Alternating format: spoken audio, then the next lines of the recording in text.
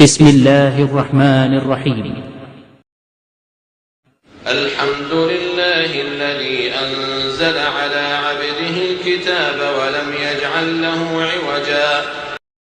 تمام تعریفیں اللہ کی ہیں جس نے اپنے بندے پر کتاب نازل کی اور اس میں کسی قسم کی کوئی خامی نہیں رکھی. قيما لينذر بأسا شديدا من لدن ويبشر المؤمنين الذين يعملون الصالحات أن لهم أجرا حسنا ماكثين فيه أبدا. ایک سیدھی سیدھی کتاب جو اس نے اس لیے نازل کی ہے کہ لوگوں کو اپنی طرف سے ایک سخت عذاب سے آگاہ کرے، اور جو مومن نیک عمل کرتے ہیں ان کو خوشخبری دے کہ ان کو بہترین اجر ملنے والا ہے جس میں وہ ہمیشہ ہمیشہ رہیں گے. وَيُنذِرَ الَّذِينَ قَالُوا اتَّخَذَ اللَّهُ وَلَدًا. اور تاکہ ان لوگوں کو متنبہ کرے جو یہ کہتے ہیں کہ اللہ نے کوئی بیٹا بنا رکھا ہے.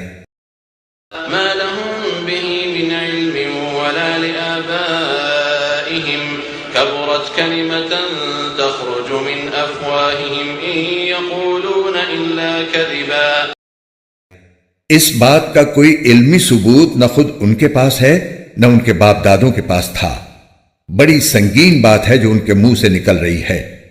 جو کچھ وہ کہہ رہے ہیں وہ جھوٹ کے سوا کچھ نہیں. فَلَعَلَّكَ بَاخِعٌ نَفْسَكَ عَلَىٰ آثَارِهِمْ إِن لَّمْ يُؤْمِنُوا بِهَٰذَا الْحَدِيثِ أَسَفًا. اب اے پیغمبر، اگر لوگ قرآن کی اس بات پر ایمان نہ لائیں تو ایسا لگتا ہے جیسے تم افسوس کر کر کے ان کے پیچھے اپنی جان کو گھلا بیٹھو گے. إِنَّا جَعَلْنَا مَا عَلَى الْأَرْضِ زِينَةً لَهَا لِنَبْلُوَهُمْ أَيُّهُمْ أَحْسَنُ عَمَلًا. یقین جانو کہ روئے زمین پر جتنی چیزیں ہیں ہم نے انہیں زمین کی سجاوٹ کا ذریعہ اس لیے بنایا ہے تاکہ لوگوں کو آزمائیں کہ ان میں کون زیادہ اچھا عمل کرتا ہے. وَإِنَّا لَجَاعِلُونَ مَا عَلَيْهَا صَعِيدًا جُرُزًا. اور یہ بھی یقین رکھو کہ روئے زمین پر جو کچھ ہے ایک دن ہم اسے ایک سپاٹ میدان بنا دیں گے. أَمْ حَسِبْتَ أَنَّ أَصْحَابَ الْكَهْفِ وَالرَّقِيمِ كَانُوا مِنْ آيَاتِنَا عَجَبًا. کیا تمہارا یہ خیال ہے کہ غار اور رقیم والے لوگ ہماری نشانیوں میں سے کچھ زیادہ عجیب چیز تھے؟ إِذْ أَوَى الْفِتْيَةُ إِلَى الْكَهْفِ فَقَالُوا رَبَّنَا آتِنَا مِن لَّدُنكَ رَحْمَةً وَهَيِّئْ لَنَا مِنْ أَمْرِنَا رَشَدًا.